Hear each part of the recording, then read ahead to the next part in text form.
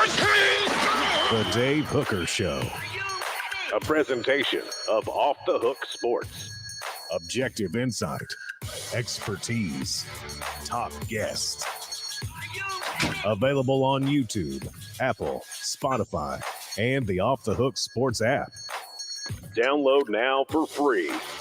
Also available on offthehooksports.com. I compute and obey. Now to Dave Hooker. Ready. Here we go. We are off and running. Welcome to the program. He's Caleb Calhoun. I am Dave Hooker, and plenty to talk about as the Vols are quarterback shopping again. What? What's going on with that? Pretty interesting changes in college football recruiting schedules that I want to get to, and I think it's big for Tennessee. I'll tell you why, because a lot of college coaches are getting sick of the never-ending job that is college football recruiting. I can remember, Caleb, there wasn't that long ago where coaches were allowed to take 2 weeks off during June, and that was really their only vacation, literally. And nowadays, June is one of the biggest recruiting months. So they're trying to make some changes to the NCAA recruiting calendar. If they don't, then I think you could have a serious concern, because I keep hearing from sources I talk to in the NFL and college that all kinds of coaches are trying to bounce and get to the NFL because it's now considered an easier job. So that's something you don't want if you're Tennessee, especially considering the fact that that guy, Josh Heupel, would make a really, really good NFL coach. Good morning, Caleb. How are you, sir? Pretty good. How are you doing this morning, Dave? I'm well. Off and running, and I think that is something that Tennessee and other big-time programs are worried about. And let's go ahead and dive into it. It's brought to you by AndyMasonRealEstate.com. AndyMasonRealEstate.com. They will save you thousands, if not tens of thousands of dollars, because Andy Mason has the best service. Andy also has the best prices. Over 40 years of experience in his office. Go to AndyMasonRealEstate.com, fill out the form, and begin your house buying or selling process. AndyMasonRealEstate.com. Of all the coaches that are successful in the SEC, is there one that you would be any more concerned as a fan base that might leave college football for the NFL than Josh Heupel? I would argue no, it's not close. Nick Saban did it before, checked that box off the resume, didn't go very well, and he's old at this point.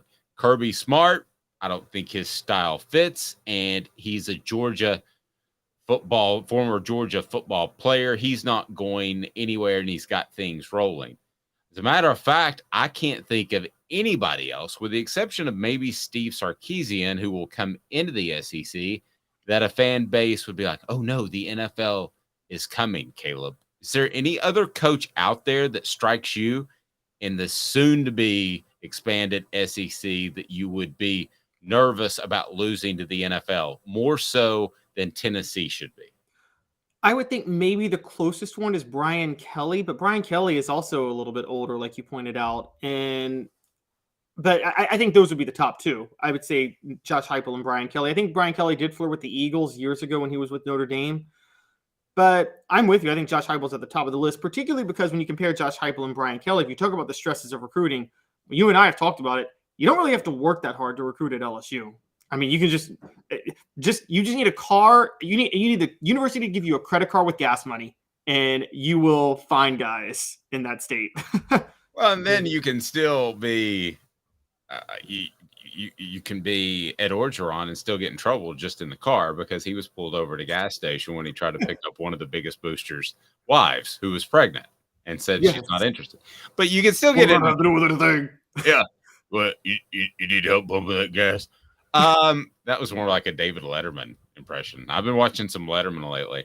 No, I don't know of any other coach that you covet in the SEC that could go. Brian Kelly, if he were 15 years younger, 10 years younger, I would say yes. I could see him winning a couple of championships at LSU and making the bowl. So let's get into some of these changes because they're very significant.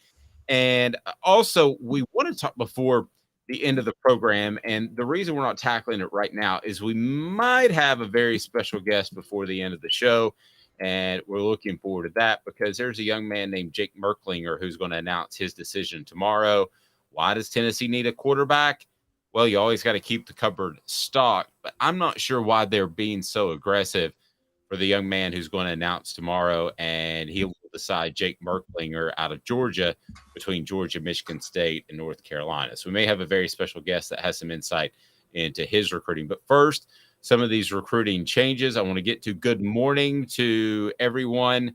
And then we had a Riley vote, Smoky Mountain Red. I'm not sure. Oh, he said OSEC. Yes, I could see Lincoln Riley of Southern Cal headed off. But just SEC, I think Tennessee would have the greatest concern of a guy that says, hey, I've achieved this in 3 or 4 years. I want to try the NFL like Nick Saban did. So a couple of different changes. So throw them at me if you can, Caleb, and I'll tell you my thoughts if it helps college coaches manage what right now is just an impossibly stupid year schedule. It's just there's no way coaches can do this for 20, 25, 30 years like, say, defensive lineman for the Vols, Rodney Garner. You just can't keep up this pace. So throw some of these changes at me, and I'll give you a thumbs up, thumbs down. And by the way, give us a thumbs up. We appreciate that. A like on the channel, and that brings more people in. So let's get it rolling. What do you got? All right, so a few of these, the first few, I don't actually think gives coaches a break. I think it could be more stressful. So you give me your thoughts. The first one is coaches can now visit juniors in person starting January the 1st of their junior year. That's 11 months earlier than usual. So essentially what you're doing is you're bumping up the calendar because it's already been bumped up. So June, which will come up, used to be December and January, where you would have all of these visitors in. So I think you're allowing guys a little bit more time to get to know players. So that turns into more recruiting time, but I think you get ahead of the curve a little bit. So I actually think that helps. So you think it takes away from the stress of the December month, basically? Yes, of trying to jam everybody in. So while that sounds like more recruiting time, I like that one from a coach's perspective. Okay. This one's probably similar then. Contact is now allowed with rising seniors from, well, these aren't, by the way, when I say now, these haven't gone into effect. These are proposed. They're going to discuss it next month. I guess we should get that out there. These aren't official yet. But okay, so the next one is contact would be allowed with rising seniors from April 15th to Memorial Day. Right now, that's right after spring practice, before the summer, and you're only allowed to evaluate players during that time and not contact them. Again, I think that's just so that's just an evaluation period, but you can allow contact now. I think that's just moving things up in the schedule. It sounds like more work, but I think it's more productive work. I mean, you can step right now. The problem that coaches that I talk to are having is that they have to give out offers because they're not really sure if a guy's interested or not. And they've got to keep up with the Joneses. So not the Butch Joneses. What's that? I said not the Butch Joneses. No, not the Butch Joneses. But if you have to do that, here's the problem: is that you're offering guys that you don't really know, and those are fake offers, non-committable offers. And my least favorite term is committable offer in all of recruiting. So again, I think you're giving coaches more of an opportunity to get to know these kids. Again, sounds like more work, but I think it just gives you more time in the calendar. So what's next? Okay, so the third one is they're moving up when schools are allowed to initiate calls with prospects from September the 1st of their junior year to June the 15th after their sophomore year. So that's roughly 2.5 months when you can first initiate contact with a player. You're getting the summer, again, moving up the calendar. I'm okay with that.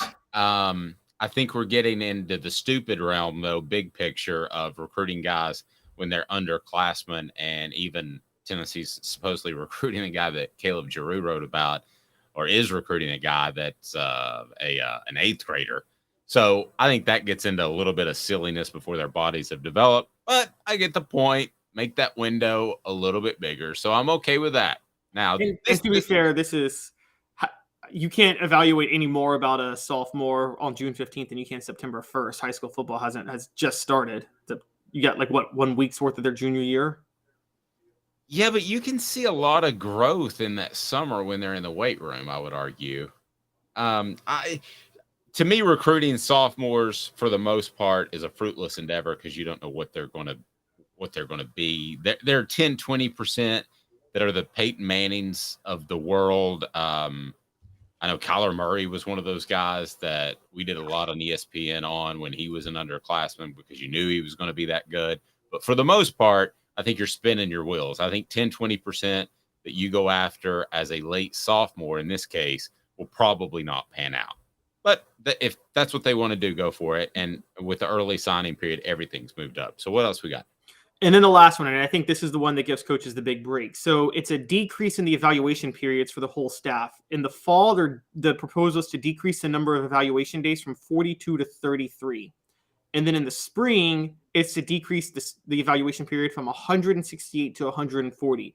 So we're talking a combination of 37 days that they're eliminating in recruiting that you're allowed to recruit. And I guess that's what the coaches really want. No, so long as no coaches can take part in this, they're all getting a break. Right. That is the highlight. And there's no question about it that college coaches, if they're going to hang out longer in college and not go to the NFL, this would be slightly the game changer. So, I mean, the schedule right now is unfair. It's brutal. It's absolutely horrible. So I'm a proponent of all of these because even though it may look like more work, it moves the schedule up from the college's standpoint, where I think they were chasing their tails a lot because you had an early signing period, but no more contact / evaluation period. So decreasing the fall evaluation period is a big one to me too, that actually puts the rubber on the road as far as fewer days where you have to be working. I think this is all very important. Pete Thamel, who I trust, if he's reporting this as possibilities, I think they probably end up happening, Caleb. And I will say I would be all for this, and I will talk to some coaches this week to see what they think about the changes. But to me, this makes the schedule more palatable. You? I agree. I think that's a big one. I got a question for you real quick, because I think you and I both agree that even though we know that, let's take a Dan Mullen, for example. We know Dan Mullen was not that big into recruiting, but is a great game planner. Do you think this recruiting calendar is really what did him in? Because he's not. Do you think a guy like Dan Mullen now might be able to come back into the college coaching ranks and be successful with this rollback of the calendar? Because he doesn't like to work that hard on recruiting. You know, it is really funny that you bring that up. I wouldn't have chosen him as the symbol, the guy who is emblematic of that, but he might well be. Because he kind of hit a time at Florida where you should be able to recruit at a high level, but he didn't. Well, why not? The only reason that you could possibly come up with is the fact that the recruiting calendar had gotten so advanced and he didn't keep up and didn't like recruiting anyway. I hadn't thought of that name, but that might be the best possible example, Caleb, of a guy who's like, man, this ain't cool. Yeah, that's what I thought too. I feel like Dan Mullen nowadays, I mean, I think you and I both agree, there's no way Steve Spurrier would be coaching college with this recruiting calendar, right? He would hate every bit of it. And not the proposed one, but the one that's in place. The one that's in place, yeah. Yeah, the one that's in place now. Completely 110% agree. He would have hated this. I don't know that he would have done well in the NFL because, quite frankly, he didn't do well in the NFL. So, are there other coaches that you could think of that were great, that were like, they were great because of, I guess, a little more X's and O's, and they weren't crazy about recruiting, and this calendar just would have wrecked them?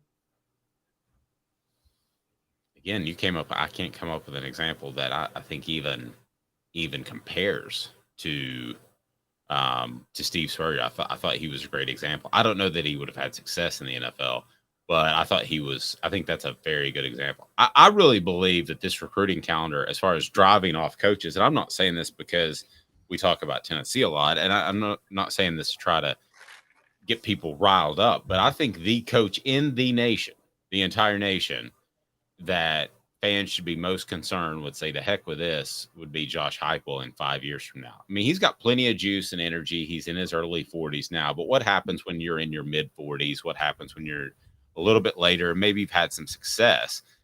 And once you've had that success, you think, I could work less in the NFL, make as much or more money, and make a lot of the key decisions. I want to make that move. That's exactly what Nick Saban did. And the big selling point for that, if you're a coach like Josh Heupel, and I think this applies to a lot of coaches, it's definitely applied to Saban, is if you're a successful college coach who doesn't succeed in the NFL, you know there's going to be another college job waiting for you afterward. It's not like you're going to be out of a job when you get fired by the NFL at that point. So you don't have to worry about, there's this whole, like, don't take this job, you risk ruining your career because you're not going to last long. And then and I get that's probably a thing in the NFL, but if you're a high profile college coach, there's going to be a bunch of schools line up that will fire their coach to hire you if you were successful in college beforehand. Yes. South Carolina would have legalized cockfighting in order to get Steve Spurrier to be their head coach. Yeah, exactly. Exactly. What do you need? What do you possibly need?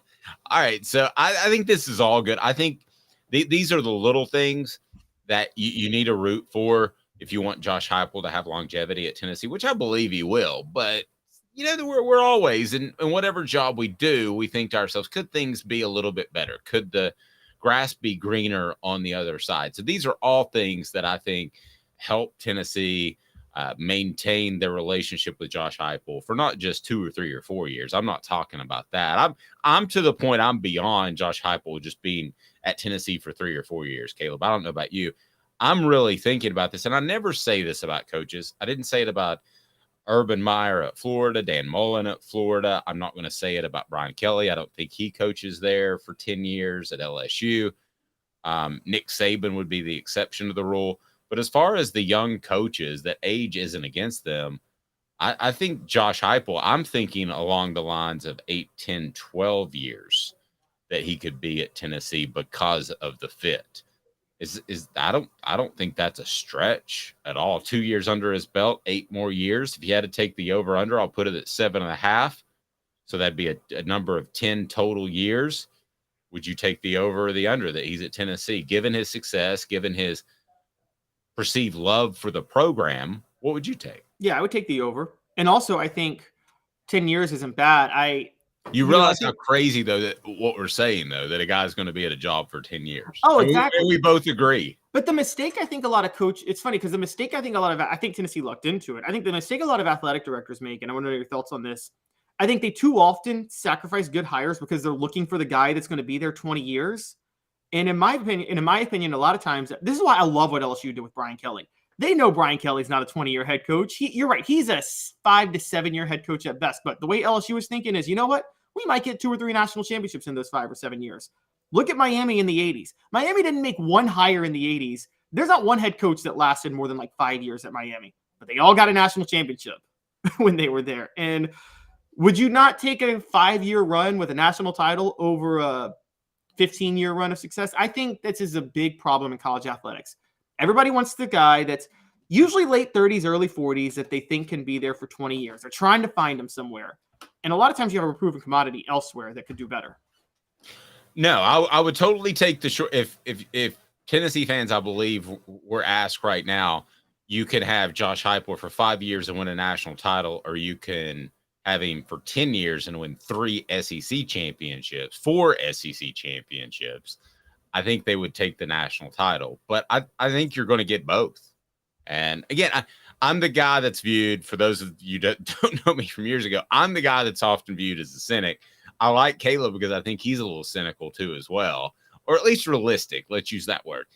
But I think the best days, enjoy 2022, but I believe firmly, objectively, that the best days are ahead for Josh Heupel and Tennessee. John said, sure would love to see Spurrier throw down his visor again. Meant you were getting under his skin. That's the only thing I'd change about Josh Heupel if he were just snarky.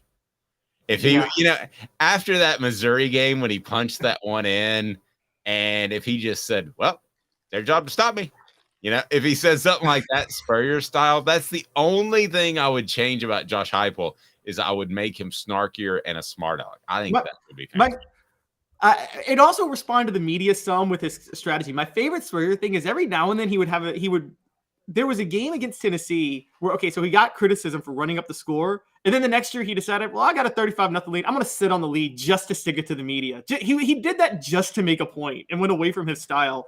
And I'm sorry, a lot of Vol fans at the time, Peyton Manning was the worst of this. Like, I'm so glad we fought back. You know, it was only 35-29. I'm like, okay, you guys didn't really fight back. Spurrier called up the dogs. Let's call it what it is. It's very true. Josh Heupel, except for the smart mouth, is the reincarnation of Steve Spurrier. And I know people hated Steve Spurrier. I mean that as the greatest compliment ever. But he is that guy. And I don't know if he opens up and he's ever snarky again. Doesn't seem like that is going to be his nature whatsoever. But Josh Heupel's offense, Josh Heupel's aggressiveness, all of that is fantastic. Portions of the program brought to you by Azul Beer Company, xulbeer.com. Zul Beer has worldwide award-winning craft beer, a location in downtown Knoxville with panoramic views, a location in Knoxville with parking. What? Yes, they have that. xulbeer.com, zulbeer.com. And it is time for one of my favorite parts of the program, because after the late Norm Macdonald, and I love that. It is time for What the H, as we get to that right now. I'll remind you that you can download the app, and you can also, wherever you podcast, find our product, and we're out there all over the place. So What the H is now. What the?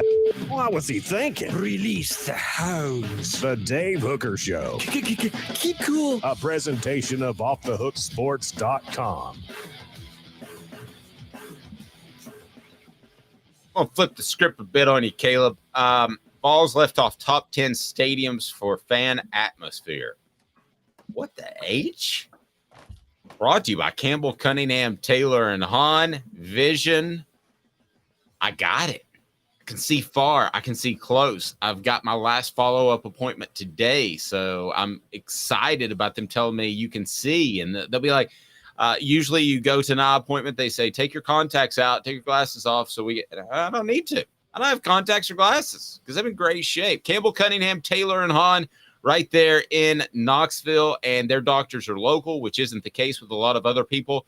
So Campbell, Cunningham, Taylor, and Hahn, you will love them. They've got vision centers, also cataract surgeries, and they have LASIK, like I mentioned.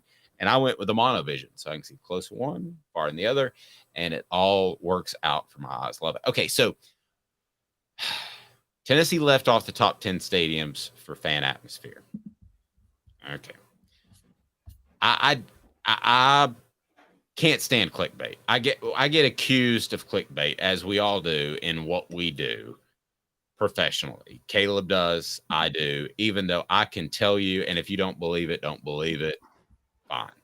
But I firmly believe, Caleb, that some of these articles that come out are purely for clicks. What you and I write, we believe in our hearts. If you bumped into us on the streets, we would believe it. Caleb told you he didn't think Tennessee would make a Sweet 16 run. He didn't. He parted from that after they did.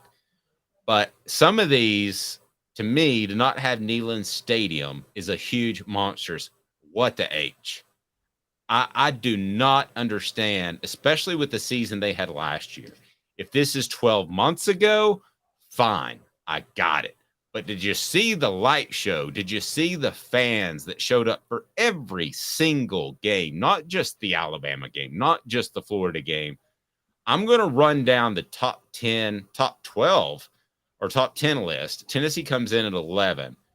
And the another reason why this list bothers me is you have Ohio Stadium at 12, which I haven't been to. So I'll give you the insight to ones I've been to. But to me, Ohio State is low at 12. So I think the Buckeyes have a gripe as well.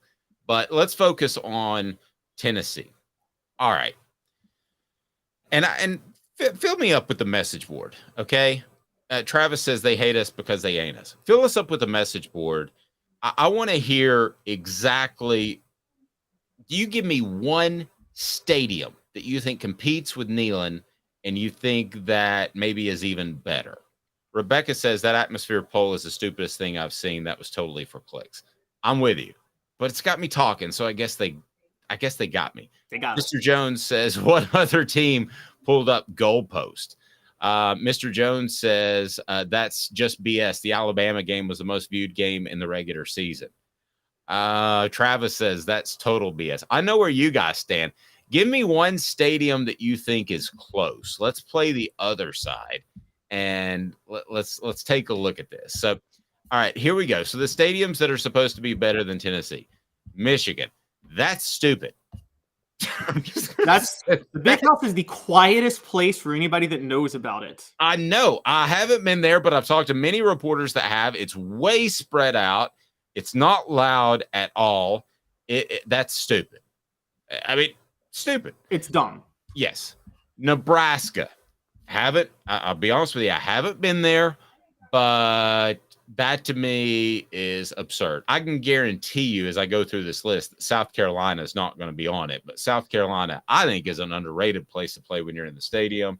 I'd say the same for Auburn, which probably won't be on this list, but Nebraska being above so many SEC schools is just stupid. I think you almost have to tweak this when you're writing it. I feel sorry for the writer because you could do almost 8 SEC schools right off the top.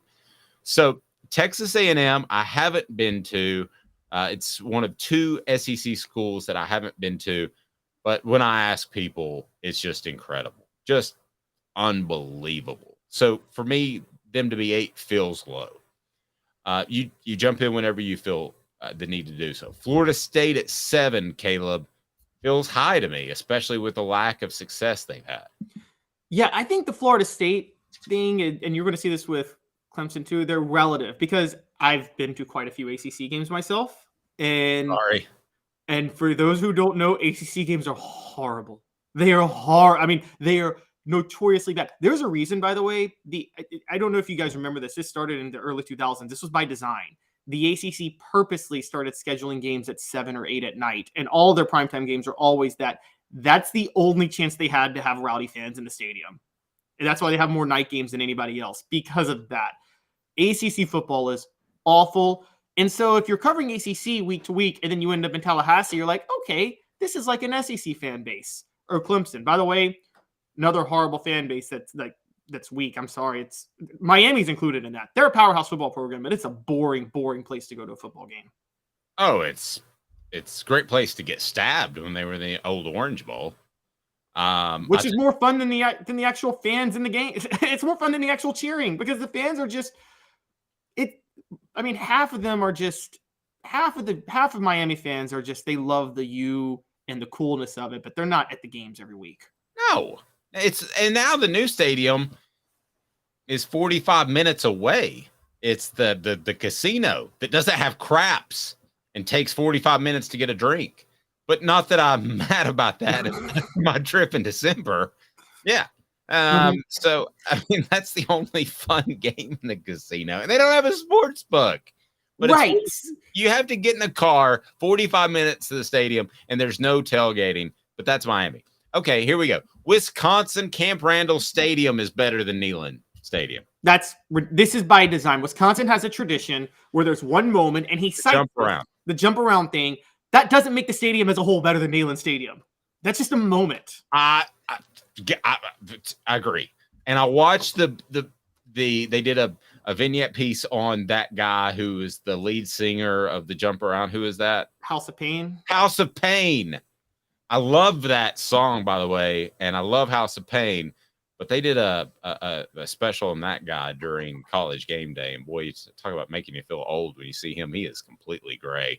I came to get up, I came to get down. So get up, and jump around. That does not make it better than Neyland Stadium. Camp Randall is not. Florida, Ben Hill Griffin Stadium is better than Neyland. Florida, I can't get mad if you put the Swamp above Neyland. I can't either. Anybody who's been there, I think it's the design of the stadium, and I need some architect to talk to me about this, but it just gets uniquely loud at Florida for anybody that's been there. I think it's that and LSU is the 2 toughest places to play, the 2 loudest, rowdiest stadiums. So. We'll get to LSU in a minute because I have some thoughts because they're on here. Okay, well, yeah, LSU, if they're not right up at the top, then this is a really stupid list. By the way, the Wisconsin thing is a pity vote. You're putting them up there basically because their program's not very good, and you say, yo, they got the jump around, so let's do this. Clemson. I mean, has the guy even been to a lot of these stadiums? I have been to Clemson. Relative to if you cover ACC football. Relative is a Right. good word. If you end up at Clemson or Florida State after covering a Duke game or a UNC game or back in the day a Maryland game, and then you get to go cover a Clemson game. But I think Virginia Tech would honestly be in there too. Virginia Tech's the other one where they're pretty big on football in Blacksburg. Mr. Jones said during the Tennessee-Bama game, there was an earthquake detected from the rumble of the stadium. Amen. A morgue is louder than Michigan. Amen. Remember when Lou Holtz complained about the decibel level at Neyland? I don't. Yeah. My memory of Lou Holtz is always getting cursed out by him. That's my one memory. You told me you were just going to be 8 minutes. And I said, I didn't tell you that. A producer must have told you that. I apologize that we went 12. It's people taking advantage of my time. If I'd have kept the record button, that's one thing I learned in that interview, keep the record button going. Alabama, Bryant-Denny Stadium, no chance. No way. No chance. You can't understand what Paul Bear Bryant is saying in the pregame. It's just gravelly. It's awful. You can't understand it. And they're starting to be a sit on their hands crowd like Tennessee was in the late 90s after winning a championship in the early 2000s. No, I'm sorry. It's not close. No, it's not. They got to the 100,000 stadium mark a few years ago, but also the design of it, it's not going to – there's places where the sound to travel out. There's gaps in the stadium. So it's not – the sound's not trapped into the stadium. So it's going to leave – it's not that loud. It's more exciting than it used to be. Remember before they finished that upper deck on the other side, how like it was actually a quiet stadium up until that point. There's a reason they played their games in Birmingham for 60 years. They're big games. No, I agree. Caleb's dog makes an appearance. Penn State, Beaver Stadium. Why? Because they wear all white? That's the tradition is doing it. That's got to be it. Yeah, I mean, that's the only thing it could possibly be. Now, LSU is number one.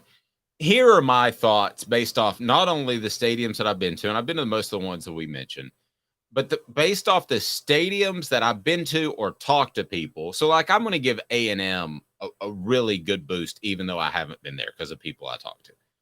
To me, here's how I would do it in tiers. I think, to be quite frank with you, it's LSU and Florida are on the upper tier, and then right behind them would be the Ohio State's, Tennessee's, Neyland Stadium, and there's like 3 or 4 others that I would probably include in there. It would not be Alabama. It would not be Clemson. But it would not be Wisconsin. Would not be Florida State. But I would have A&M on that second tier, maybe even if I saw that in person on the first tier. But, Caleb, that's pretty much where I am in terms of stadiums. I think it's Florida, LSU, not just in the SEC, but in the nation. Now, Florida maybe takes a dip because their program hasn't been as good, but now this list is You ready for my LSU hot take? You got a hot take? Tiger Stadium is massively overrated for one reason. Death Valley is only that loud at night. Guys, a 3:30 game at LSU is not as exciting or rambunctious as Neyland Stadium, and a noon game is definitely not. We saw Tennessee at Baton Rouge last year. Remember how lethargic that crowd was at noon? When that time was announced, Caleb, that line should have moved by 6 points to Tennessee's way. I agree. LSU fans are only exciting at night. Come at me, LSU fans. I'm waiting on it. You guys are I've been to an LSU game at noon. That was the Derek Dooley 13 men on the field game 13 years ago. Oh. There was nothing intimidating about you guys that day. Nothing. Okay, you're only intimidating at night after you've had a day of alcohol. You're hungover at noon, and you're usually hungover at 3:30 or 2:30 because you still haven't fully sobered up from the night before. So it's so weird. It's so weird being at those games at LSU, more so than any other place, when you're stark sober, because obviously I didn't drink while I was covering the games, but you're walking by people that are either A, really hungover, or B, just getting sloshed, hammered. But LSU is right up there. Smoky Mountain Reds said Cajuns are not morning people. Well, maybe I've got some Cajun in me. Vassy Lawn and Garden, man alive, it's worth the drive. You love Vassy Lawn and Garden. Vassy Lawn and Garden has buying power that makes it worth the drive from Knoxville, Nashville, Chattanooga to get those industrial commercial mowers. Toro, count on it. It is phenomenal. So where would you have Tennessee? I would have Tennessee second tier, anywhere from 3, 4, or 5, right along with Texas A&M. And, the one that didn't make this list is Auburn. But I would have them right along the second tier with Texas A&M. I wouldn't have them any lower. I wouldn't have Neyland Stadium any lower than 5. I would go number 2, specifically with the stadium, only to the Swamp. I'm going to add another point, though, too. As far as atmosphere as a whole, I put Neyland Stadium number 1. You can't beat the fall. The orange is synonymous with fall. The Smoky Mountains in the background, just like it gives you a fall feel that we all love about football, combined with the stadium. I mean, you get like a backdrop of the mountains when you're in the stadium, if you're on the right side of it. So that alone, just, do you get more of a football feel than being in Neyland Stadium anywhere else in the country? A football feel, like it's the best 3:30 atmosphere by far. It's number 1 for 3:30 to me.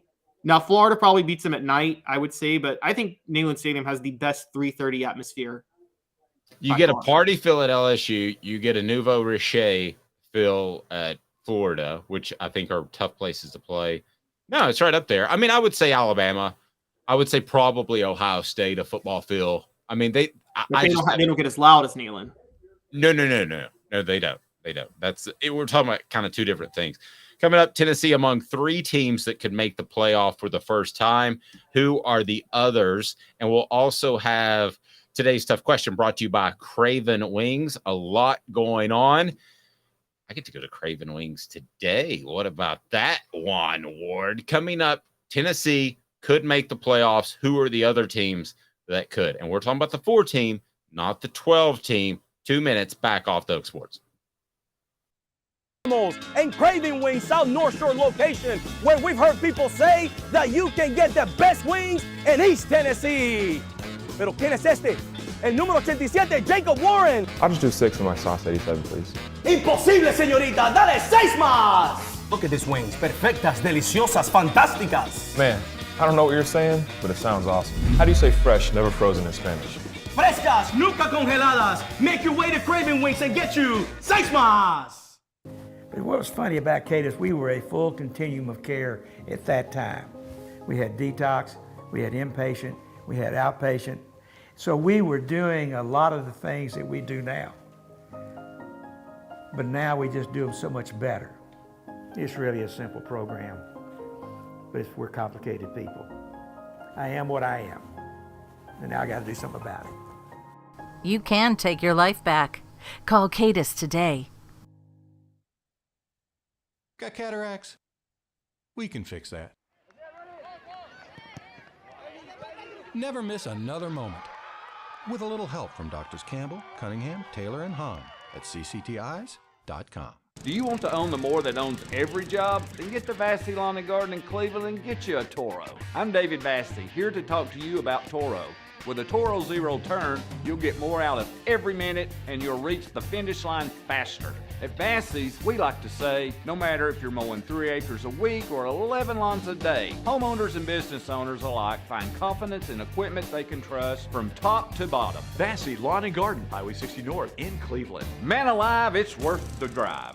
Our family has been creating jewelry since 1986, each piece unique with a story all its own. I'm Rick Terry with Rick Terry Jewelry Designs. I'm a jeweler, and I want to be your jeweler. We're grateful that you chose us to be Knoxville's best jeweler.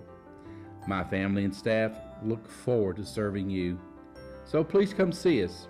Kingston Pike and Campbell Station Road in the heart of Farragut and downtown on Gay Street, right next to the Tennessee Theater.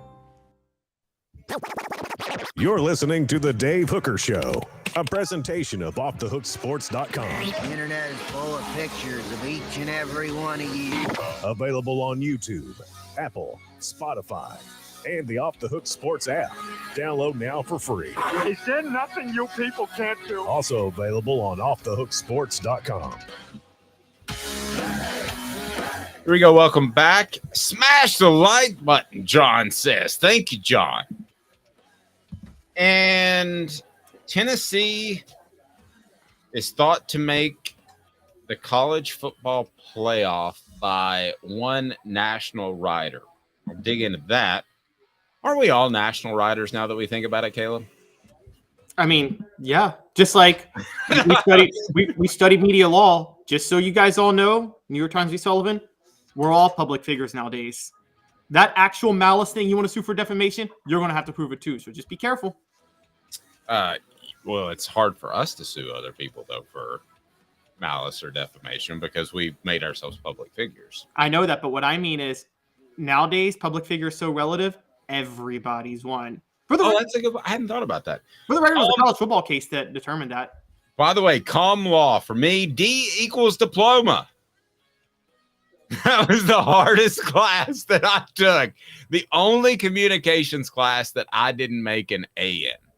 Now, the first 2 years with all those prerequisites, crash and burn. Man, I hated them. Hated calculus too. Hated Spanish too. Hated all that. But when I got to the communications part as a senior or junior, I made great grades. Except for comm law. We had a list of 100 cases that we had to study, and she'd ask about 5 of them. We may have had the same teacher. I had a different one because I took mine at a different school. But okay, it's awful. But that's the only thing I take away from it. It's tricky, and ours was what you ever had a class that was difficult, but you did well in because even though it was difficult, the teacher made sure you would do well and made sure you learned the material. Like that was my comm law. It was a media law class for mine. But the public figure sentiment was a Bear Bryant versus Wally Butts case in Georgia in the 60s. I don't know if you know that one. They were accused of fixing games, and they sued the AP. No, I didn't know that. Yeah. Spanish 2 was the class that I didn't know what I was doing, and I ended up doing okay. But my extra credit was flirting with the teacher a lot. I mean, that was a lot. I mean, that's the only way I was going to get through it. Living up to the Hooker name. I mean, that's all I had going. Well, that was my last semester. If I didn't pass Spanish 2, I wasn't going to graduate. I hated Spanish. I'm with you. I hated it. Oh, I hated learning a new language. I understand it, like, because I had a dream for a little while to work in Miami, and I was a hypocrite. I didn't want to learn Spanish, but I wanted to work in Miami. Well, I'm sorry. If you want to work in Miami, you need to be bilingual. You just do. And Coral Gables ain't a bad place. I was, is it Jim Laurinaitis? How do you pronounce his name? Who has taken Miami back to the Final Four? Took George Mason as well. But I saw an interview with him. He's like, it's being on a resort every day. I was like, that's kind of true. Yeah. Well, I don't know if people remember this, but when LeBron went to Miami about 13 years ago, he did try. There were rumors that he tried to stay in Cleveland, but he was trying to get Chris Bosh to sign with Cleveland. And Chris Bosh was like, no, I'm signing with Miami. And everybody got mad at Chris Bosh thinking he's a diva. But I'm like, you get to live in Cleveland or you get to live in Miami. What are you picking if you're looking where to live? Oh, yeah. Hey, let me ask. Hoghead brought up a great point because this is a big thing when I was Caleb's age.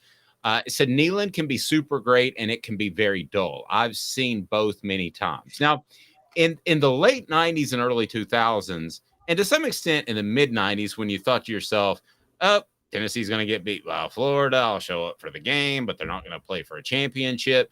There were a ton of complaints about older fans like me now, older fans, older people that didn't want to stand up and they would tell you not to stand up. With the portable radio headphones? Yeah. Is that not a thing anymore for those that have been to Neyland lately? Is that still a thing? What is it? I don't think that was a thing then. I mean, remember, one of the problems was that people forgot this was that for a long time, and Dave, you know this, until the SEC got that CBS deal and started inking the TV deals, there weren't that many night games in the SEC. You were stuck with a lot of noon and 3:30 games. And I think once they started inking those deals, that's when I think 96 was the first year they got that deal. They got that deal. In 97, there were a lot of 8 o'clock games. When Tennessee was winning the national title in 98, it was 3:30 every week because I actually tracked it one year. I think they played at 3:30 at the CBS primetime slot like 7 of their 11 games that year. The year they won the national title. I apologize for looking down at my phone. That's my pet peeve when people are on the air, but we're trying to line up a special guest. And I saw that my phone went off, and sure enough, it's somebody from New Hampshire, which means scam. And then another call that says scam likely. please get rid of my number. So is it at all the sitting on your hands crowd at Neyland Stadium anymore? I haven't seen any of that. I mean, as of last year, I didn't see any of that. I think that is no, I think that's antiquated. I think it anymore. I think it was, from what I've heard, I wasn't there, but I know enough stories that the 98 Florida game was insanely loud. I also the 98 Florida, yeah. And I also know that the loudest Neyland Stadium I think ever registered was when Will Hoyt hit the field goal to beat Florida in 2004. And the loudest I ever heard it was when Jonathan Crompton threw what everybody thought was the game-winning touchdown pass to Robert Meacham against LSU in 2006. Remember that one? Yes. And that's the loudest I think I'd ever heard the stadium. And so I haven't heard another place that loud. Well, mine would be 98. I mean, that was insane. And the crowd always got loud before Florida started winning. That was typically how things went. So, and by the way, somebody posting on our message board, do you think Bronny James is still considering Tennessee? I never said that. Did I say that? No, it's I wrote about that at my old spot, funny enough. Rick Barnes is targeting Bronny James. And here's the other point. Look, LeBron's younger son is better than Bronny. Bronny's a 4-star caliber recruit. LeBron's the son behind him is actually the one that's got like LeBron level talent, if that makes sense. If Bronny is a one and done, it's only because of LeBron trying to force himself to play with his son 1 year, because Bronny is not a one and done prospect. He's got to develop a little bit more. He doesn't have LeBron's size, and it's going to ruin what we all say about sports if Bronny's a one and done prospect, because the beautiful thing about sports is it's the one area left in America. I've always said meritocracy is a myth, but sports is the one area where meritocracy exists, and it doesn't matter who your father is. If Bronny gets to the NBA after 1 year, he's a good player, but he's not a one and done prospect. If he becomes that, it's because of his dad, and it ruins the last vestige of meritocracy we have in this country. The last vestige of a meritocracy. I wonder if one of the James sons coming to Tennessee would actually be bigger than Nico coming to Tennessee. Nico Iamaleava. Tell you what, it'd be bigger than Buzz Peterson's roommate coaching or Michael Jordan's roommate coaching Tennessee. Yeah, who didn't show up one darn time. Yeah, LeBron would actually show up for the games. My best friend's going to support me. All he has to do is show up because his name's Michael Jordan, and he doesn't show up one time. I'm sorry. I mean, if you had something huge going on, and I consider you a friend and coworker, and I thought it could help you for me just to show up and say, hey, at your event, I would show up and say, hey, at your event.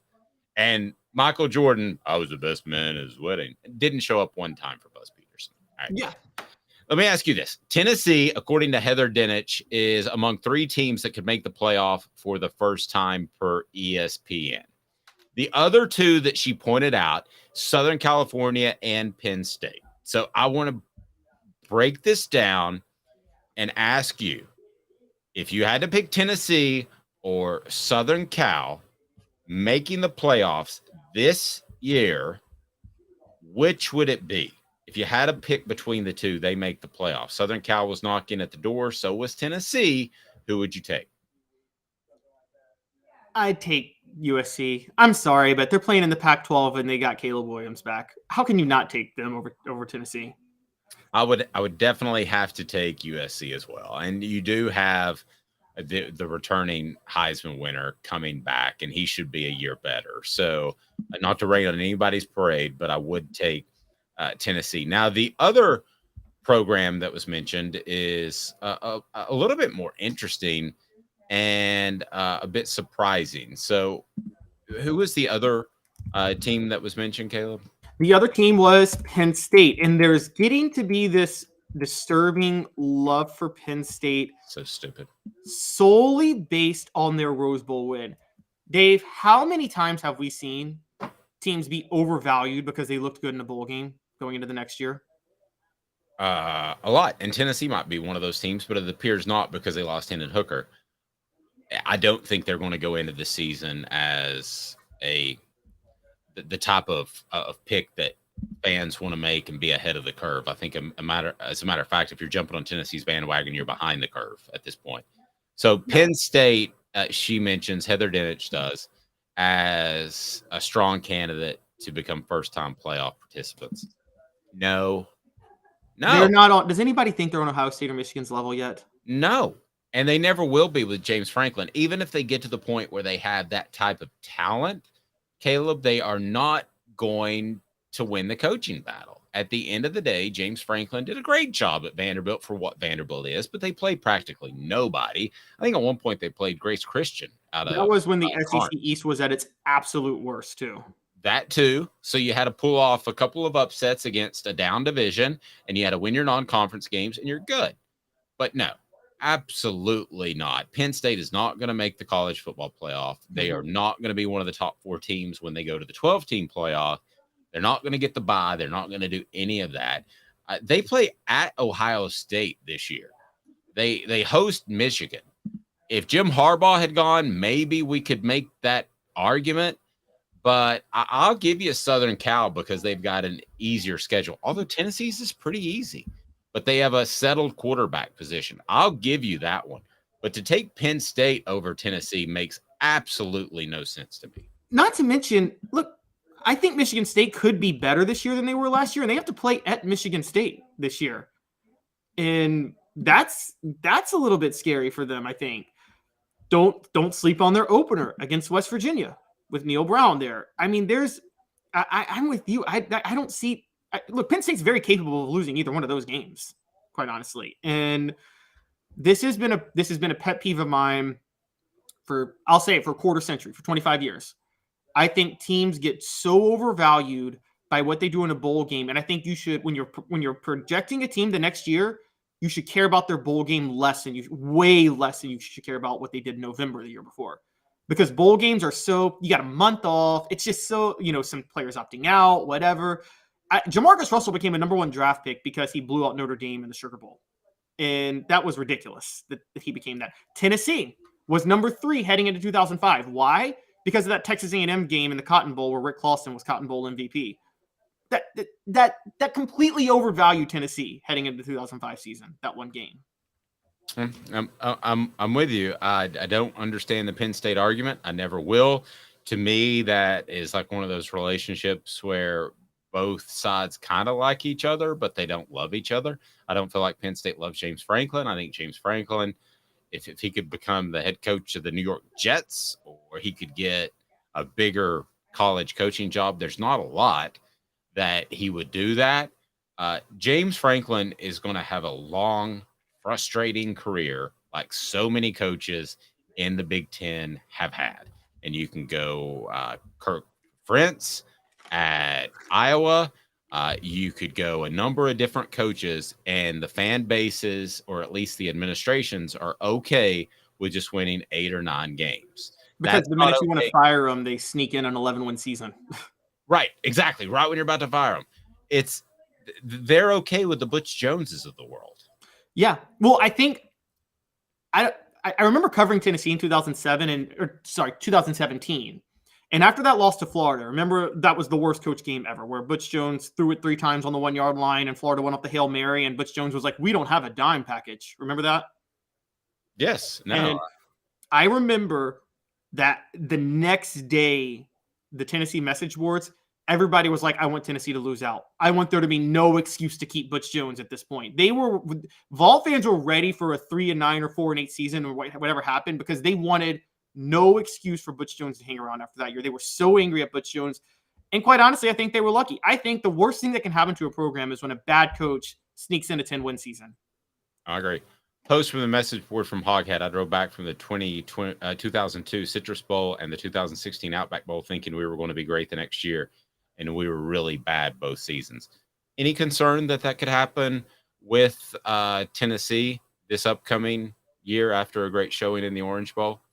I think Tennessee is. I think there is some overvaluing of Tennessee based on the Orange Bowl. I also think there's some overvaluing of Tennessee that we're doing, but that's based on default because we're looking at other programs in the SEC and thinking I mean, it's not based on the Orange Bowl performance. It's based on, even if Joe Milton is still like the erratic Joe Milton we saw before, you trust him to get through this schedule.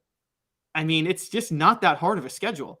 I don't think I don't think Tennessee gets to the playoff, but I think the schedule has them in competition for it. No, I agree. So this an interesting take by Josh Pate, who I enjoy his program. I think he does a great job. I think he's a bit removed from the game in some sense, and I don't mean that to sound like a shot. I think that it's highly produced, but where does he have Tennessee? Not high at all. We'll discuss right after this. Give me 2 minutes. Off the Hook Sports. He's Caleb Calhoun. I'm Dave Hook. I know you like the heat. You got to try my signature sauce 87. Dude, you know I love you and I love to try your wing sauce. When it comes to wings, I need them really hot. I hit 105 on the radar gun. I need to be pretty spicy. Yeah, I know that, man. Look, if sauce 87 isn't enough for you, I guess you can try the Holy Moses or the Grim Reaper. Now we're talking. Take it from these Farragut Admirals. When you're craving wings, it's got to be Craven Wings. Visit them online at cravenwings.com. With all that sun, sand, and salt water, the beach is a very relaxing place. Unless you wear contacts. Ow! Open your eyes to the best the beach has to offer with LASIK vision correction from Campbell Cunningham Laser Center. Hi, Mike Davis here with City Heating and Air, reminding you to always dare to compare. Our team provides quality local heating and air service, installation, and maintenance across East Tennessee. We use only the best equipment like American Standard heating and air conditioning for your residential, new construction, or commercial needs. Honesty, dependability, and customer satisfaction have been the cornerstones of our business since 1961. City Heat and Air. Dare to compare. Before Cadis, I was really heavy into the drug culture. I was selling drugs. I was just constantly in pain. I was missing like a good support system in my life. Cadis has given me everything that I need in order to successfully have a wonderful recovery, in order to have a life that I didn't even know was possible. And it's not just about me anymore, and I love that. I absolutely love it. You can take your life back. Call Cadis today.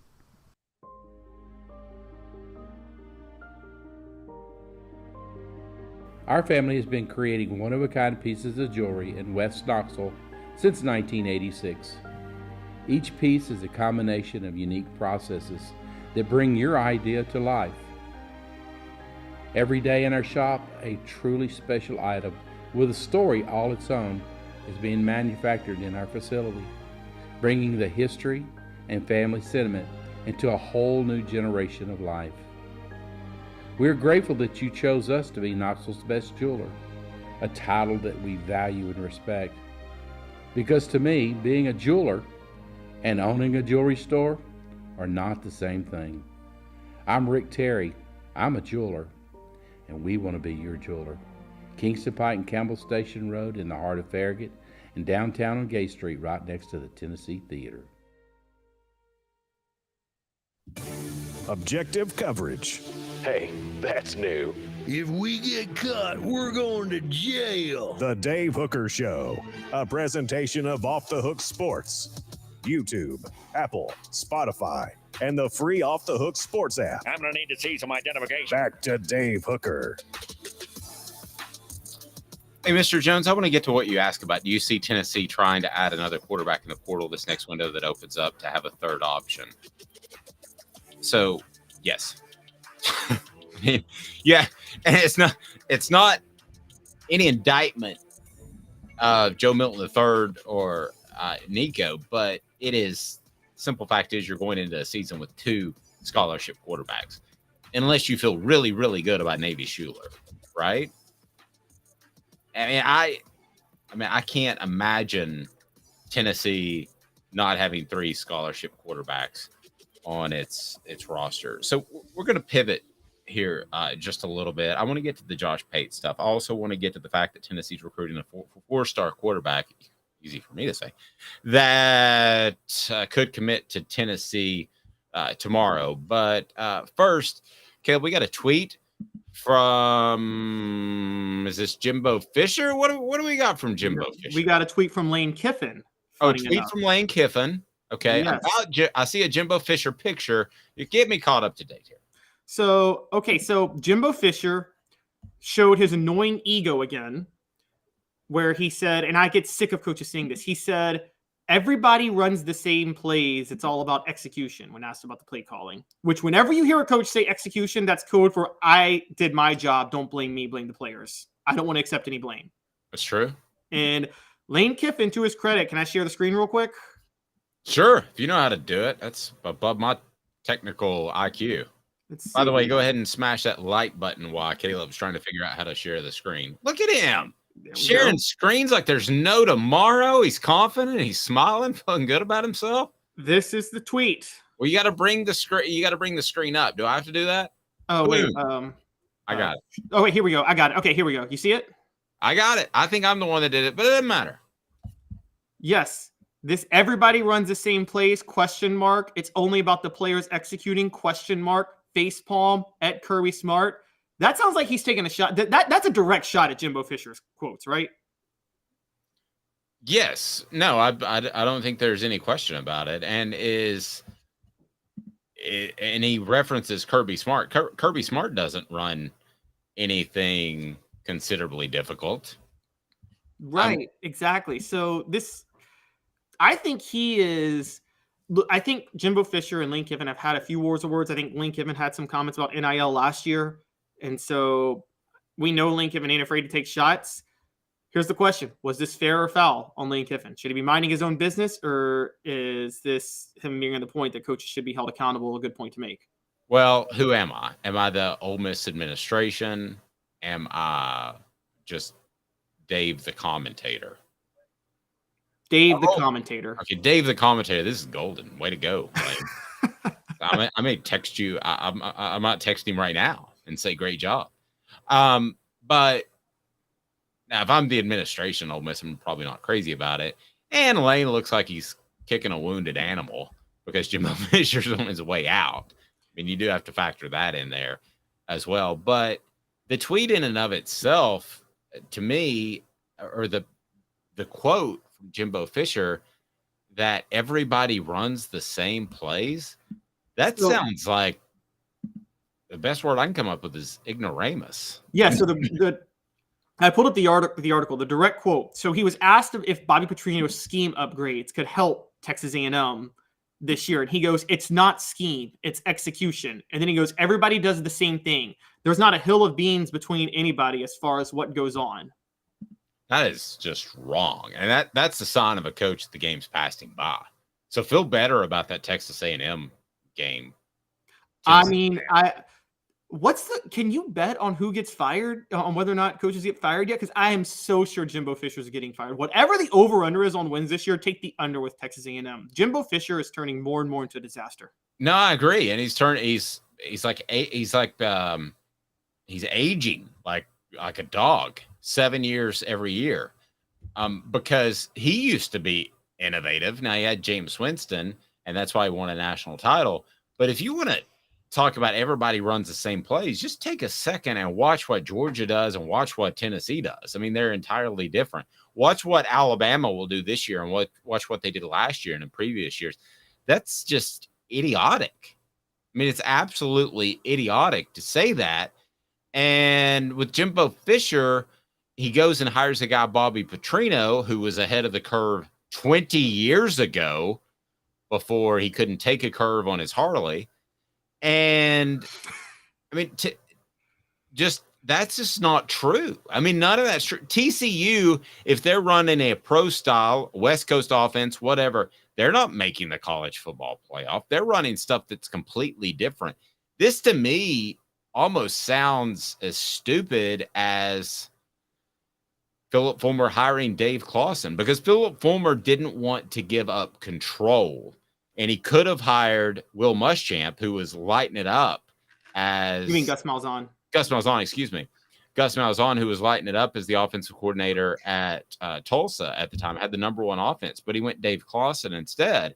This hire is similar in a couple of different ways. I think that Jimbo Fisher knows that he can kind of control this offense because, let's face it, Bobby Petrino needs any break he can get at this stage in his career. And this is if I'm a Texas A&M fan, I'm completely disturbed by this. Can you imagine Josh Heupel says, well, everybody just pretty much runs the same place?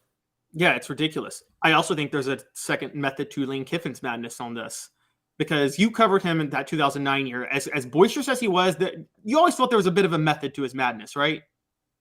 And that he had. And I think that Lane Kiffin is sending a signal to Texas A&M players, hey, if you lose, he's going to blame you. Why don't you come to me? I think he would have to have those conversations with them. I don't know that I necessarily would read it from the tweet, but yes, maybe that's the beginning of it. And yeah, I mean, that's something we talked about with Rick Barnes. You really can't say that because you can pull a quote and then say it's out of context if you want to. But the bottom line is, when you criticize your players, that's going to be what resonates. Listen, Lane Kiffin and Josh Heupel are ahead of the curve. And I don't know what Lane Kiffin's going to do next. I don't know what Josh Heupel is going to do next, because they've both shown throughout their careers that when things aren't working, they will adjust. And Caleb, based off that quote, everybody runs the same plays, and based off the hire of Bobby Petrino, if you're a Texas A&M fan, you've got to be throwing your hands up in the air. Are we ever going to do, is what I would be asking myself as an Aggies fan, are we ever going to do something different? Yeah, this is a middle finger by Jimbo Fisher to A&M, basically saying, I still and got their fans. And their fans. Yeah. And he's basically saying, I've got y'all. First off, with the hire of Petrino, Fisher's making it very clear at this point, I don't care what you guys do. I'm going to do things my way, and I'm going to walk out of here with $85 million if you don't let me do things my way. So I win no matter what, and I really don't care at this point. It's very, very clear that's how he feels. By the way, his whole career has been inflated by one national championship, which he should know this firsthand. That Florida State Auburn national title game, Gus Malzahn massively outcoached Jimbo Fisher. Funny enough, we were just bringing up Gus Malzahn. Fisher just had Jameis Winston, and there were a couple of mistakes made at the end that led to the national title. Florida State was lucky to win that game. If a couple of plays go differently, Fisher's out of Florida State and never gets another job, and Gus Malzahn's probably still at Auburn at this point. Here's the other thing about Fisher, too. You would like to think that he could be open-minded and go hire a guy like Garrett Riley, Lincoln Riley's brother, who's going to coach the spread and going to have wide splits. And there are some similarities with what Josh Heupel does. You would like to think he would do that like Clemson did. But even if he did, and Garrett Riley would know this going in, he's going to overlord it. He's going to everything you say, he's going to question it. He's not going to let you run your offense because he's an offensive coach. I think a lot of coaches knew that heading into the 2008 season after David Cutcliffe left, and Tennessee needed an offensive coordinator. I think that's why they settled on Dave Clawson. So Gus Malzahn may have very well turned it down because he was afraid he wouldn't be able to run his offense. So I think that one of two things, Jimbo Fisher either doesn't want to be innovative, so he didn't go out and hire an innovative guy like Garrett Riley, who I respect that hire by Dabo Swinney, who has been willing to turn his program over to coordinators. He either doesn't have that confidence to hand it over to somebody because he's an offensive coach, or a bunch of coaches in the college football community said, I'm not taking that because he's on his way out, and the best he could do was Bobby Petrino. He's day old bread. If we're having this conversation 20 years ago, Caleb, it's a different conversation. Oh, I totally agree. I definitely think it's the latter. I think that, and you're right, this reminds me of, do you remember LSU basically all but fired Les Miles at the end of 2015, but then decided to bring him back for 2016, and Les Miles in his most defiant move ever, because they were firing him because they were tired of the offense being so basic and bland and him focusing on defense. And what does he do? He goes and hires Cam Cameron as offensive coordinator, a hire straight out of 2000. And he did that to be completely defiant to the LSU administration because he felt he wasn't getting the respect he deserves. Look, he should have won 2 national titles, but he was lucky to win 1 at the same time, because a 2-loss team getting in, and his selling point was, well, we never lost a game in regulation, and the voters bought that and voted him into the national title game. Tim, Dewberry has become a content creator and maybe an associate producer on this show before long. Did you see his post on the message board? That is pure gold. Fisher or Fulmer? Who would you take, Fisher or Fulmer? And it's the same career. Okay, I'll say this. Fulmer wasn't openly defiant when he made hires and trying to give the middle finger to the university. I think Fulmer was behind the times and got a little desperate at a certain point. He was openly incompetent in the way he handled his personnel. Not only did he keep guys like Pat Washington and Larry Slade too long, but then, really, and David Cutcliffe fell in his lap.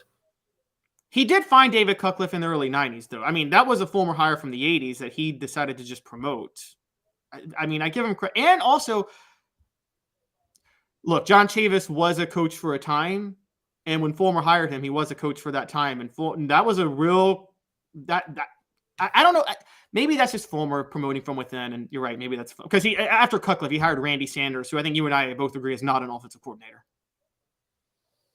Well, you're talking to the guy who, before the 2005 season, sat down with him and his dad at a Cracker Barrel in I believe, Athens, Tennessee, and wrote the story about how he would probably be the next head coach of the Vols. So you're probably talking to the wrong guy. I mean, he looked like the fair-haired young coach who would take over for Philip Fulmer. Yeah, but Tim's throwing heat. If you had to take Philip Fulmer, and knowing what we know, to head your program, Calhoun University. Fulmer, I would go. Wait, let me set it up. Today's tough. This is a good one. It's a great one. Stand. The Dave Hooker Show, a presentation of offthehooksports.com. Brought to you by Craven Wings. Best wings in town. It ain't close. I'm going there today. I'm fired up. Jacob Warren says they're great. I'm going to try Sauce 87. I was going to go a totally different direction. And you can fill out that as well. It's on our Twitter account. But that was going to be with Hendon Hooker flying up the draft charts. What player did you most root for after his Tennessee career? So give me some of those too, if you don't care. Because every time you get ahead of today's tough question, like the night before, which I did, then something better comes up the next day. You're better off just flying by the seat of your pants sometimes. So, Fulmer or Fisher? Calhoun University opens tomorrow. You can take either in their prime. This is like remember how so many people felt about the 2016 election when they're like, we got to vote for one of these candidates? I don't like to get political, but it's like, that's how I feel with Fulmer and Fisher. Fulmer or... Okay, let me give you a thumbnail sketch. And I covered Philip, so I know him way better than Jimbo. I have coaches who had a special season. It was because of Tennessee's defense and Al Wilson that Tennessee won a national championship. Jimbo Fisher is because Jameis Winston. And Jeremy Pruitt running the defense. When he was having girlfriends. But so he had a full plate. All right, so was asparagus on that plate? Because he wouldn't have known what that is. Some backstory to that I'll get to at some point. So, man, you're in the state of Florida. Okay, and thumbnail sketch. Let me finish this before I get sidetracked in my brain. Thumbnail sketch. Both, I think, lack discipline throughout their careers. I mean, a lot of people forget that Philip Fulmer in today's day and age would have been fired for what he did. He met with a young lady who alleged sexual assault against a player, and he met with her along with his attorney at a Shoney's the next day. That would have been tampering with a witness. You would have been fired. Boom, on the spot. I mean, in some states, you would be arrested for that. Yes. So, and I thought that clearly Jimbo Fisher looked the other way when he knew more stuff about Jameis Winston. I will take, if I had to start my university tomorrow, I will take Philip Fulmer because of one reason, and that is a considerably better recruiter than Jimbo Fisher. I think Jimbo Fisher has recruited well at A&M. I thought he recruited well at Florida State before he let things go off the rails. He didn't care about Florida State. They didn't have an offensive lineman that could play when he left. So I will take Fulmer. Recruiting at a place like Tennessee is more difficult than Florida State or Texas A&M. So I would take Fulmer to start Calhoun University tomorrow. But man, you could talk me out of it. I'm going to go the other way, and here's why I'm going to go the other way. I think it's known at this point. I talked about it a few weeks ago. You have the book Orange Crush. I read it in that book, funny enough. But it's known that there are two different Philip Fulmers that coach Tennessee. The Fulmer of the 90s up until about 99 was a very hands-on coach. Very, very hands-on with the players, very involved. And the Fulmer that I think when you started covering with Knox News was I want to be a CEO and just almost Joe Bertoner. I don't really want to work too hard.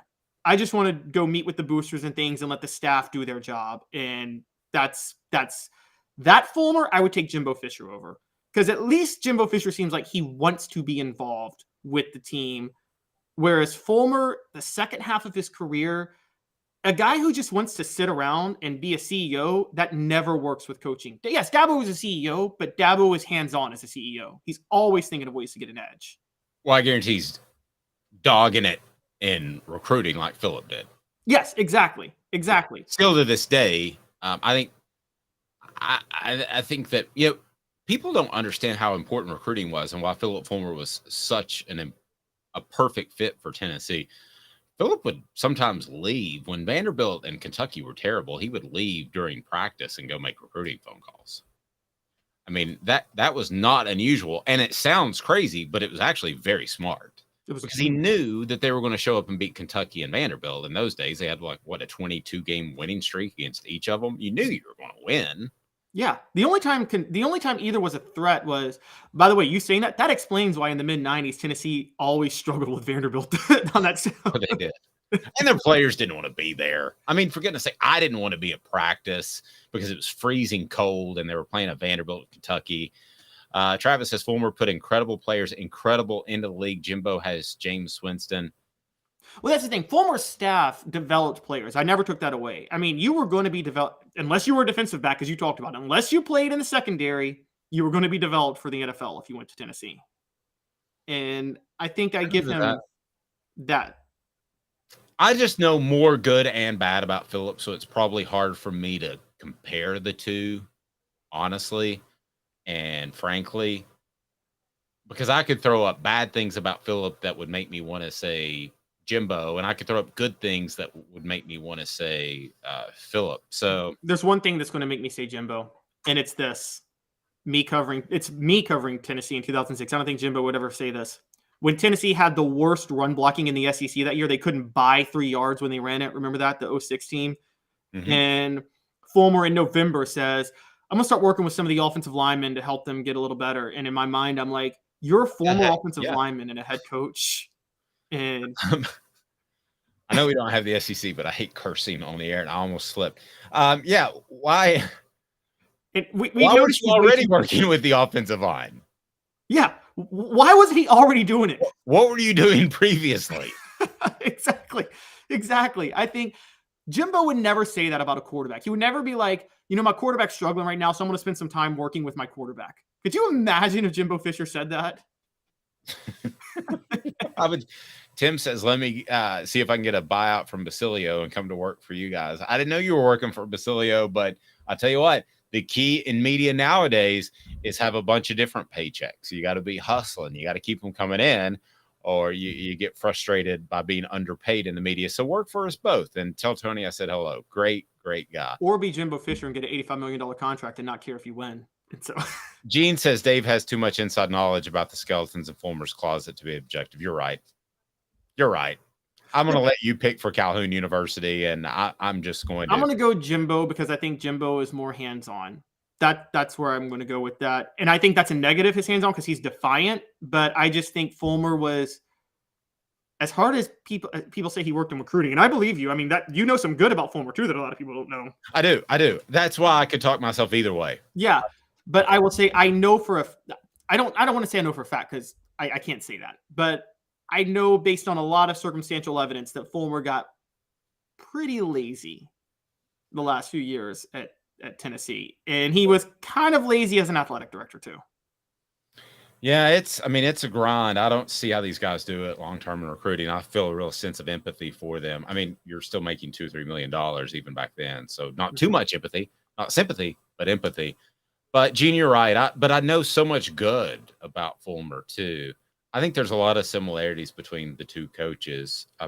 Why should you be concerned about a young man that we reference a lot on the program just to be a freshman, Nico Iamaleava. Coming up, and it's brought to you by Craft Treats. Craft Treats, go there right now, crafttreats.com, get the chill pills, and the chill pills will help with your pet's anxiety. They'll help with your pet's arthritis issues, which my dog has. He can jump on the bed now. He couldn't before. Also digestive issues because they've got the CBD infused pet treats right there. Crafttreats.com. Use the promo code Off the Hook. That's the promo code Off the Hook, and you will get 20% off. Already had a ton of feedback of people that love it. So 2 minutes why you should be slightly concerned or not about Nico Iamaleava's progress. Stay tuned. It's a big one because there's a big announcement coming up on Thursday that could affect Tennessee's quarterback future and quarterback room in the very, very near future. Hang tight 2 minutes. To own the more that owns every job, then get to Vassy Lawn and Garden in Cleveland and get you a Toro. I'm David Vassy, here to talk to you about Toro. With a Toro Zero Turn, you'll get more out of every minute and you'll reach the finish line faster. At Vassy's, we like to say, no matter if you're mowing 3 acres a week or 11 lawns a day, homeowners and business owners alike find confidence in equipment they can trust from top to bottom. Vassy Lawn and Garden, Highway 60 North in Cleveland. Man alive, it's worth the drive. Hi, Mike Davis here with City Heating and Air, reminding you to always dare to compare. Our team provides quality local heating and air service, installation, and maintenance across East Tennessee. We use only the best equipment like American Standard heating and air conditioning for your residential, new construction, or commercial needs. Honesty, dependability, and customer satisfaction have been the cornerstones of our business since 1961. City Heat and Air. Dare to compare.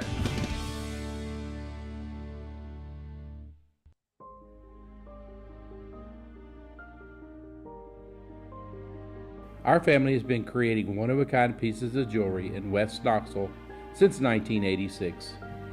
Each piece is a combination of unique processes that bring your idea to life. Every day in our shop, a truly special item with a story all its own is being manufactured in our facility, bringing the history and family sentiment into a whole new generation of life. We are grateful that you chose us to be Knoxville's best jeweler, a title that we value and respect. Because to me, being a jeweler and owning a jewelry store are not the same thing. I'm Rick Terry, I'm a jeweler, and we want to be your jeweler. Kingston Pike and Campbell Station Road in the heart of Farragut, and downtown on Gay Street right next to the Tennessee Theater. With all that sun, sand, and salt water, the beach is a very relaxing place. Unless you wear contacts. Ow! Open your eyes to the best the beach has to offer with LASIK vision correction from Campbell Cunningham Laser Center. What's up, everybody? This is University of Tennessee tight end Jacob Warren, proud to announce that I'll be working with Craven Wings again this season. And I want you to give your all and try my signature sauce, Sauce 87, at either of the Craven Wings 2 locations, Chapman Highway in Seymour and South North Shore Drive at the Markets of Choto. When you're craving wings, it's gotta be Craven Wings. Online at cravenwings.com.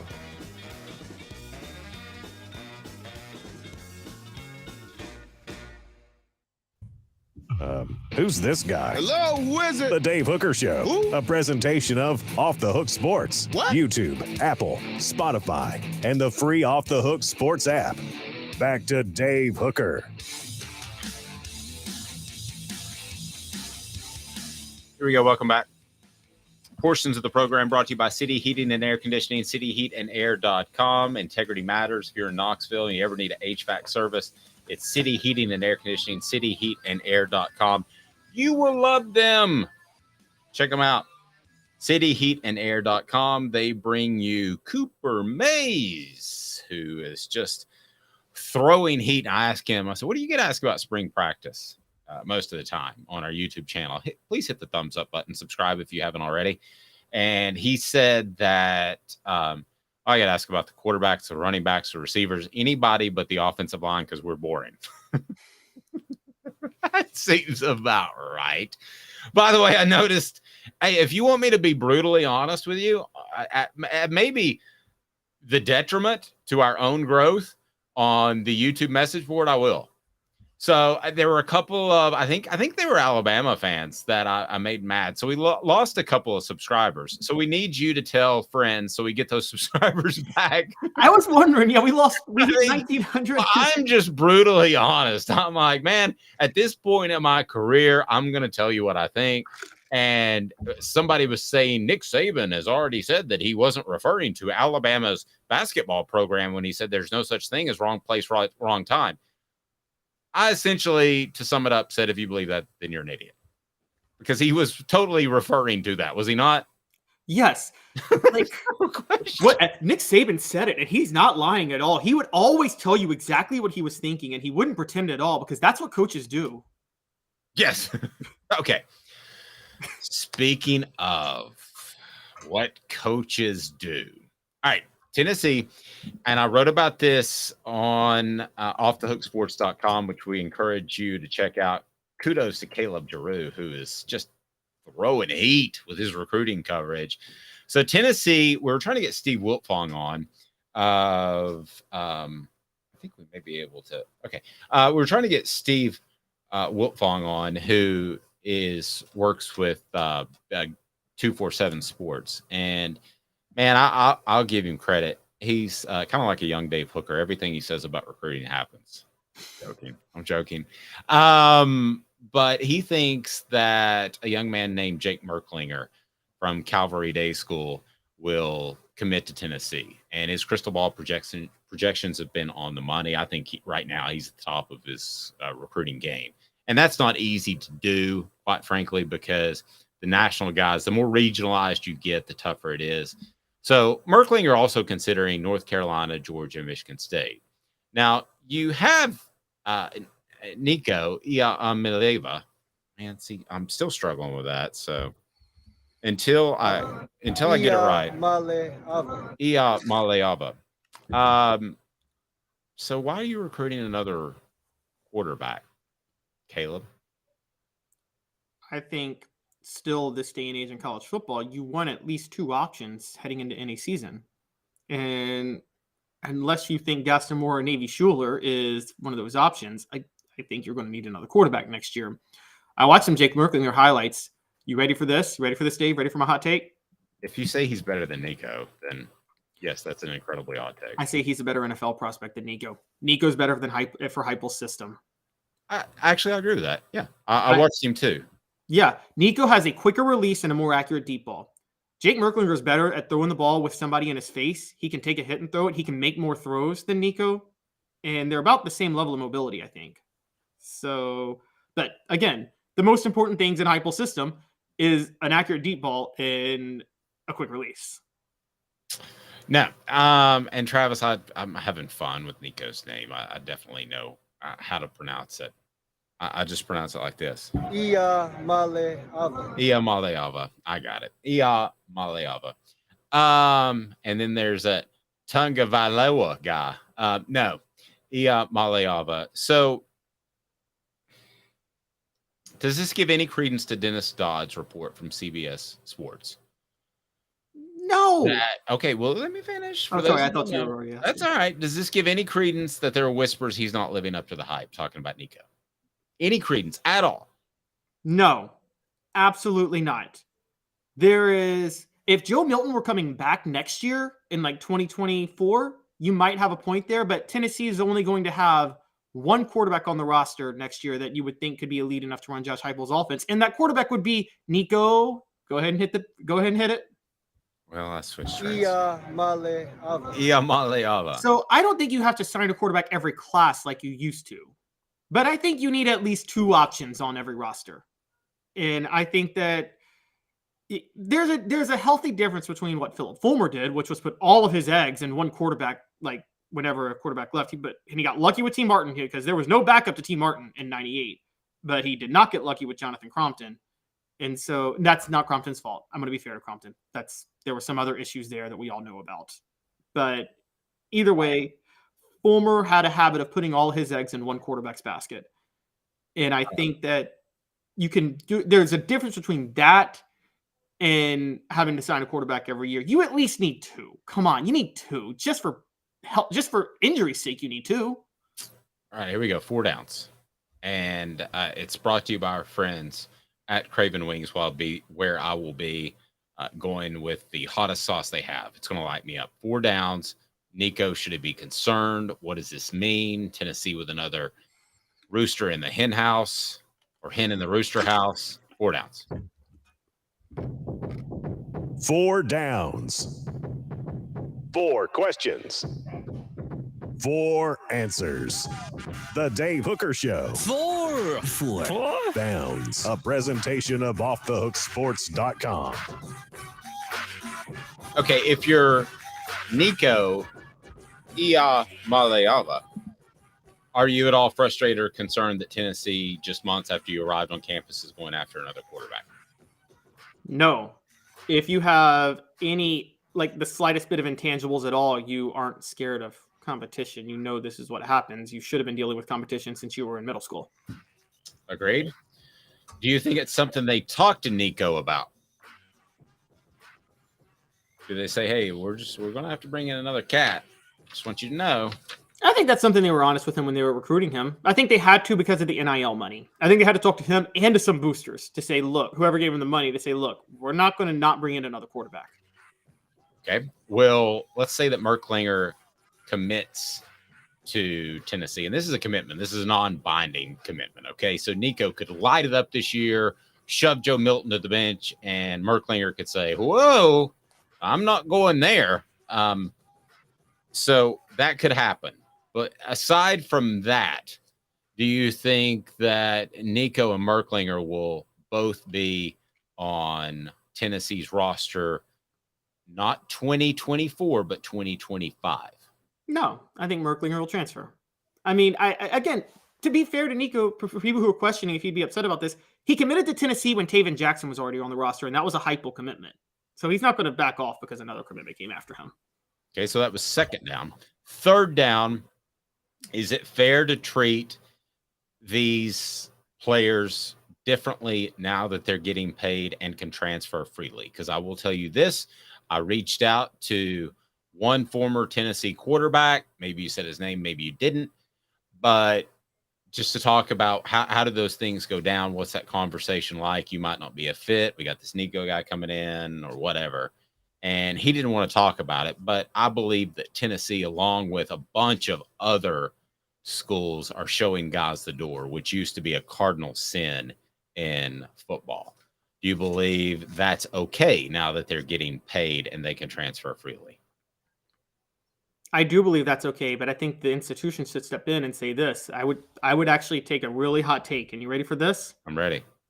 I think the school should be required to honor scholarships. Now, if the player wants to transfer, that's their own risk at that point. But I think they should be required to honor the scholarships for 4 years. If they enter the transfer portal? No.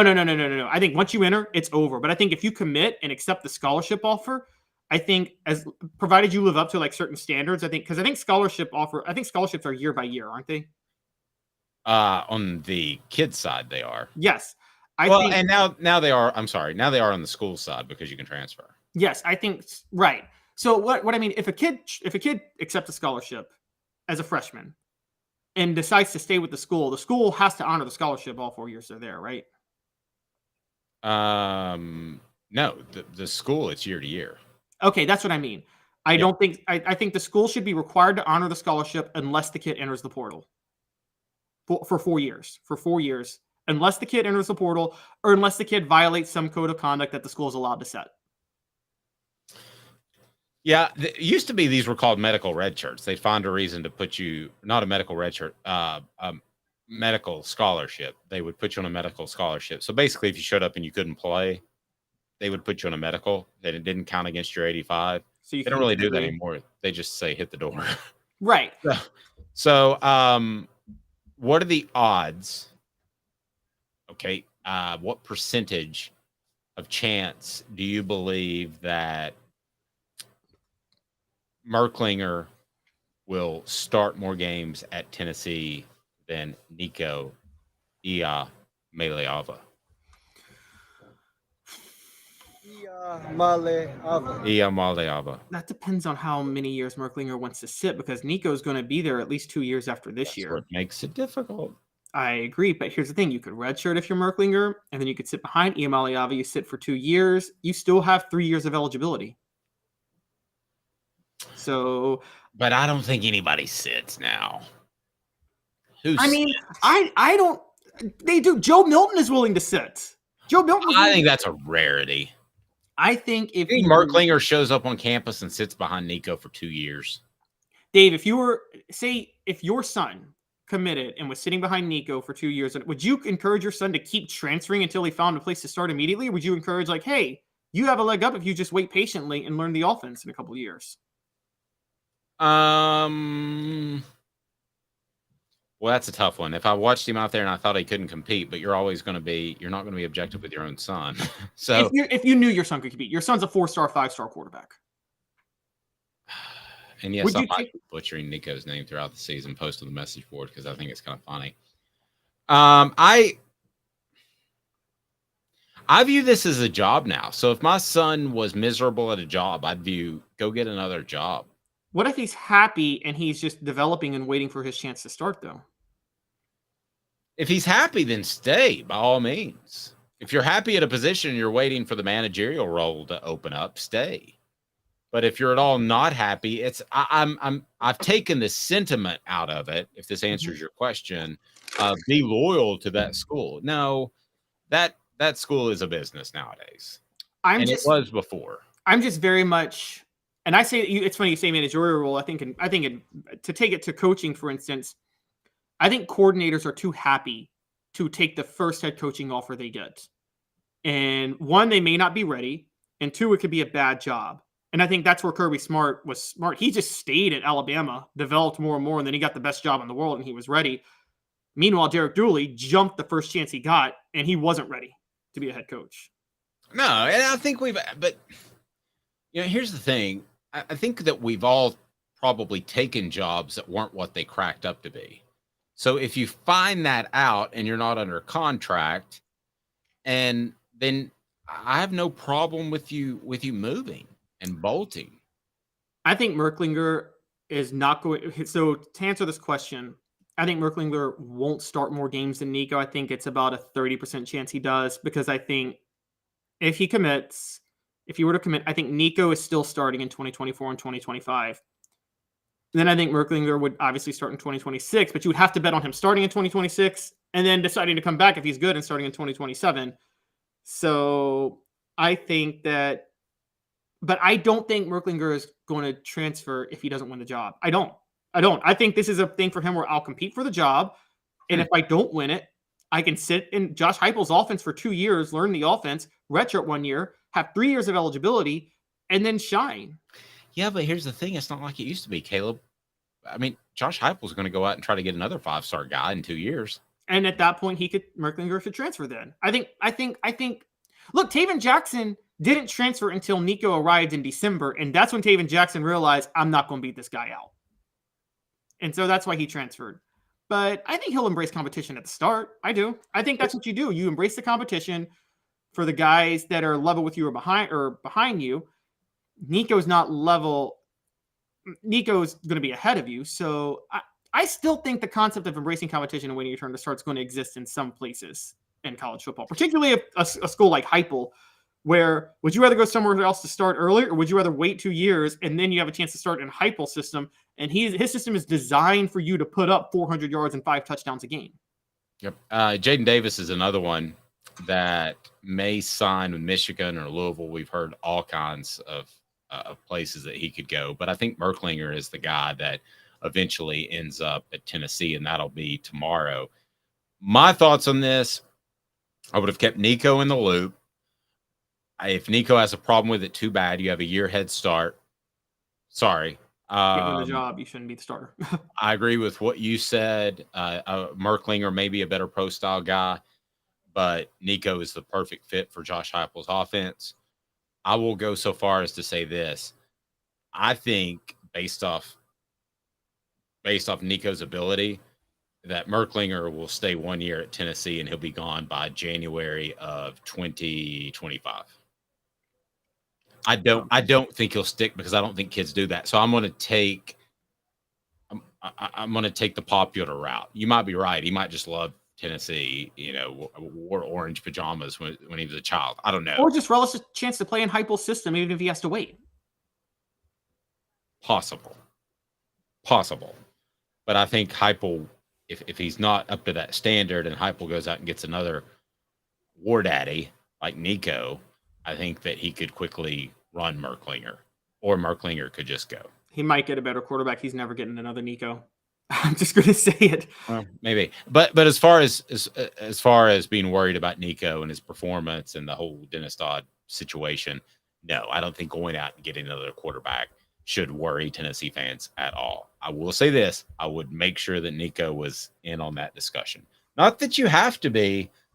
I remember a coach saying to me, as soon as they sign that letter of intent and send it in, they go from prospect to suspect, because not from a legal sense, but you suspect whether or not they can play and they've got to prove it. So at that point, when you have them not as strong with the transfer portal, I agree, but when you have them signed up, you have some leverage over them that you didn't have before they signed. They have leverage over Nico now. And if he doesn't like another guy coming in a year behind him, then I don't think that says a lot for him. And I don't believe that is even remotely going to be the case. Have a fantastic day, everyone. Download the app, turn your notifications on. We've got great stuff coming up, including maybe that Celebrate 98, which is close to coming. He's Caleb Calhoun. I'm Dave Hooker. This has been a presentation of Off